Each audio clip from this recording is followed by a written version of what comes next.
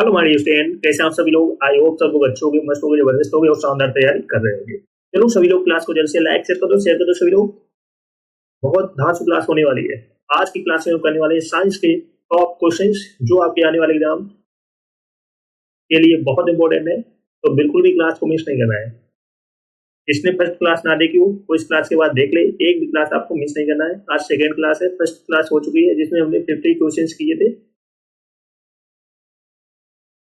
सभी को शेयर कर दो। जो फर्स्ट टाइम वॉच करें चैनल को सब्सक्राइब कर लेना, जिससे कि आने वाली क्लास का नोटिफिकेशन आपके पास फटाफट पहुंच जाए। सभी को शेयर कर दो। बट चलो स्टार्ट करते हैं आज की धमाकेदार क्लास। जीवाश्मों का अध्ययन क्या कहलाता है? पैलियोंटोलॉजी। क्या कहलाता है? पैलियोंटोलॉजी। जीवाश्मों का अध्ययन क्या कहलाता है? पैलियोंटोलॉजी। मनुष्य में पसलियों की संख्या कितनी होती है? कितनी होती है? 12 जोड़ी। 12 जोड़ी। मृदा का अध्ययन क्या कहलाता है? पैडोलॉजी। मृदा का अध्ययन क्या कहलाता है? पैडोलॉजी। मूत्र प्रणाली से संबंधित विज्ञान की शाखा कहलाती है यूरोलॉजी। क्या कहलाती है? यूरोलॉजी। विटामिन में कोबाल्ट होता है, vitamin B12। Vitamin B12। Blood stasis. जीवाश्मों का अध्ययन कहलाता है पैलियोंटोलॉजी। मनुष्य में पसलियां या रिब्स की संख्या कितनी होती है? 12 जोड़ी। मृदा या मिट्टी का अध्ययन क्या कहलाता है? पैडोलॉजी। मूत्र प्रणाली से संबंधित विज्ञान की शाखा क्या कहलाती है? यूरोलॉजी। विटामिन में कोबाल्ट होता है, विटामिन B12। Next okay. सभी लोग क्लास को जल्द से लाइक शेयर कर दो सभी लोग। बहुत इंपॉर्टेंट क्लास होने वाली है, तो बिल्कुल भी क्लास को मिस नहीं करना है। नेक्स्ट क्वेश्चन है, कोशिका का पावर हाउस किसे कहा जाता है? कोशिका का पावर हाउस किसे कहा जाता है? माइटोकॉन्ड्रिया को। कोशिका का पावर हाउस किसे कहा जाता है? माइटोकॉन्ड्रिया को। पादपों में जल के परिवहन का कार्य कौन करता है? जाइलम। पादपों में जल के परिवहन का कार्य कौन करता है? जाइलम करता है। राष्ट्रीय विज्ञान दिवस कब मनाया जाता है? 28 फरवरी को मनाया जाता है। राष्ट्रीय विज्ञान दिवस कब मनाया जाता है? 28 फरवरी को। नेत्रदान में नेत्र के किस भाग का दान किया जाता है? कॉर्निया का। नेत्रदान में नेत्र के किस भाग का दान किया जाता है? कॉर्निया का किया जाता है। कोशिका का पावर हाउस किसे कहा जाता है? माइटोकॉन्ड्रिया को। पादपों में जल के परिवहन का कार्य कौन करता है? जाइलम करता है। राष्ट्रीय विज्ञान दिवस कब मनाया जाता है? 28 फरवरी को। नेत्रदान में नेत्र के किस भाग का दान किया जाता है? कॉर्निया का। याद रखना, बहुत अच्छा क्वेश्चन है। नेक्स्ट क्वेश्चन है, संक्रमण के खिलाफ शरीर के प्रतिरोध के अध्ययन को क्या कहा जाता है? इम्यूनोलॉजी। क्या कहा जाता है? इम्यूनोलॉजी। मांसपेशियों में किस अम्ल के एकत्रित होने से थकावट आती है? लैक्टिक अम्ल के। मांसपेशियों में किस अम्ल के एकत्रित होने से थकावट आती है? लैक्टिक अम्ल के। अंगूर में कौन सा अम्ल पाया जाता है? अंगूर में कौन सा अम्ल पाया जाता है? टॉर्टरिक अम्ल। कौन सा अम्ल पाया जाता है? टॉर्टरिक अम्ल पाया जाता है। कैंसर संबंधी रोगों का अध्ययन कहलाता है, क्या कहलाता है? ऑन्कोलॉजी। कैंसर संबंधी रोगों का अध्ययन क्या कहलाता है? ऑन्कोलॉजी। मानव शरीर में सबसे लंबी कोशिका कौन सी होती है? मानव शरीर में सबसे लंबी कोशिका कौन सी होती है? तंत्रिका कोशिका। कौन सी कोशिका होती है? तंत्रिका कोशिका होती है। Let's practice. संक्रमण के खिलाफ शरीर के प्रतिरोध के अध्ययन को क्या कहा जाता है? इम्यूनोलॉजी। मांसपेशियों में किस अम्ल के एकत्रित होने से थकावट आती है? लैक्टिक अम्ल के। अंगूर में कौन सा अम्ल पाया जाता है? टॉर्टरिक अम्ल। कैंसर संबंधी रोगों का अध्ययन क्या कहलाता है? ऑन्कोलॉजी। मानव शरीर में सबसे लंबी कोशिका कौन सी होती है? तंत्रिका कोशिका। सभी लोग क्लास को जल्द से लाइक शेयर कर दो सभी लोग। जो फर्स्ट टाइम वॉच करें चैनल को सब्सक्राइब कर लेना, जिससे कि आने वाली क्लास का नोटिफिकेशन आपके पास फटाफट पहुंच जाए। सभी को शेयर कर दो जल्द से जल्द। नेक्स्ट क्वेश्चन है, दांत मुख्य रूप से किस पदार्थ के बने होते हैं? दांत मुख्य रूप से किस पदार्थ के बने होते हैं? डेंटाइन के। किस पदार्थ के बने होते हैं? डेंटाइन के पदार्थ के बने होते हैं।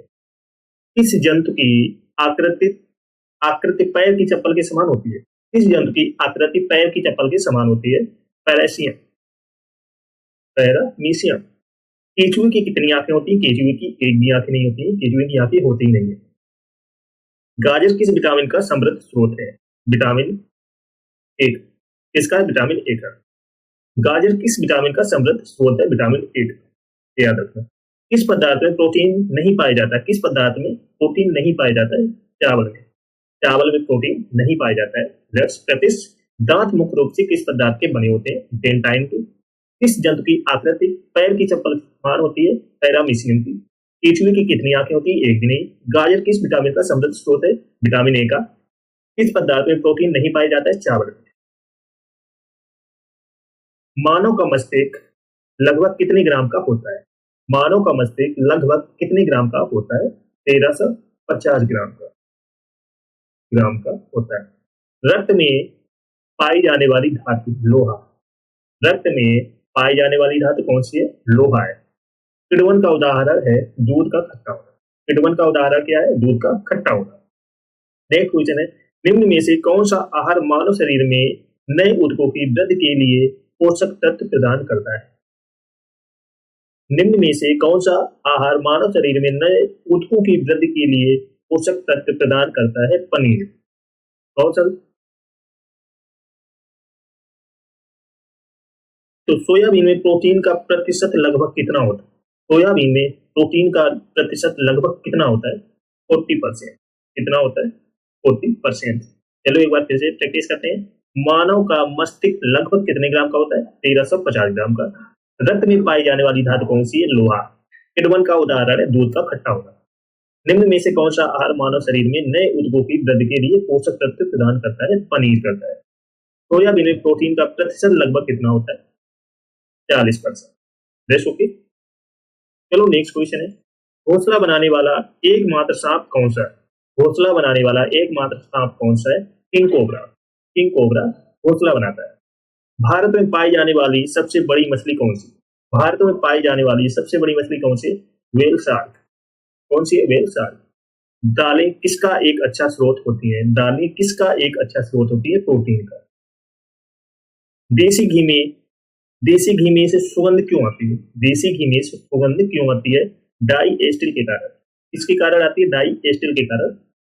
इंद्रधनुष में किस रंग का विशेषण अधिक होता है?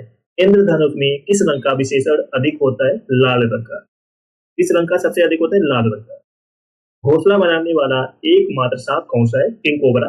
भारत में पाई जाने वाली सबसे बड़ी मछली कौन सी है? Whale shark. दालें किसका एक अच्छा स्रोत है? प्रोटीन का। देसी घी में सबसे देसी घी में से सुगंध क्यों आती है? डाई एस्टिल के कारण। इंद्रधनुष में किस रंग का विशेषण अधिक होता है? लाल रंग का। सभी को समझ में आ गया? सभी लोग क्लास को जल्द से लाइक शेयर कर दो, शेयर कर दो सभी लोग। जिसने ना किया हो, जो फर्स्ट टाइम वॉच करें चैनल को सब्सक्राइब कर लेना, जिससे कि आने वाली क्लास का नोटिफिकेशन आपके पास फटाफट पहुंच जाए। सभी को शेयर करो जल्द से जल्द।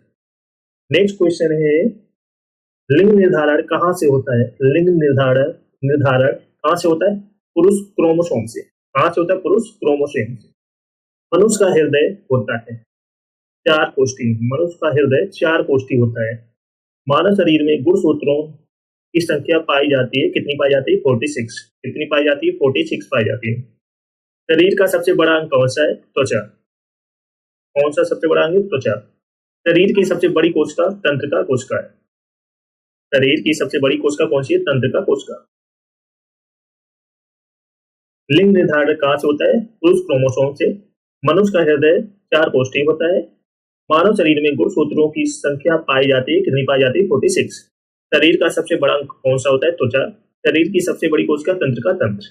Rest okay. चलो नेक्स्ट क्वेश्चन है, विषाणु का अध्ययन कहलाता है, क्या कहलाता है? वायरोलॉजी। विषाणुओं का अध्ययन क्या कहलाता है? वायरोलॉजी। संक्रमण के खिलाफ शरीर के प्रतिरोध के अध्ययन को क्या कहा जाता है? इम्यूनोलॉजी। मांसपेशियों के अध्ययन को कहा जाता है, क्या कहा जाता है? मायोलॉजी। मांसपेशियों के अध्ययन को क्या कहा जाता है? मायोलॉजी। भ्रूण के विकास के अध्ययन को क्या कहा जाता है? भ्रूण विज्ञान। कीड़ों के अध्ययन को क्या कहा जाता है? कीट विज्ञान। विषाणुओं का अध्ययन कहलाता है क्या? वायरोलॉजी। संक्रमण या प्रतिरक्षा के खिलाफ शरीर के प्रतिरोध के अध्ययन को क्या कहा जाता है? इम्यूनोलॉजी। मांसपेशियों के अध्ययन को क्या कहा जाता है? मायोलॉजी। भ्रूण के विकास के अध्ययन को क्या कहा जाता है? भ्रूण विज्ञान। कीड़ों के अध्ययन को क्या कहा जाता है? कीट विज्ञान। Rest okay.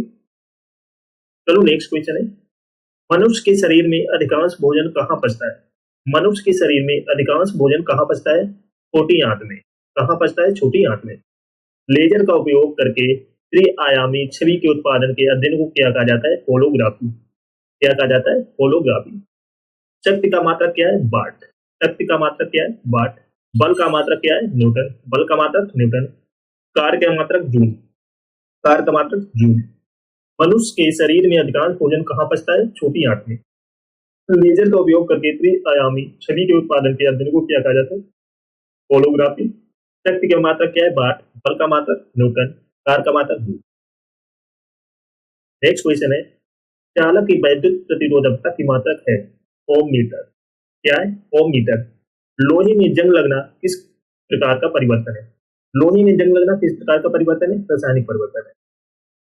पार से एक मात्रा है किसका? दूरी का। पार से एक मात्रा किसका है? दूरी का। कौन सा गैस फूलों का रंग उड़ा देती है? कौन सा गैस फूलों का रंग उड़ा देती है? क्लोरीन। तरल का मात्रक क्या है? मीटर प्रति सेकेंड स्क्वायर।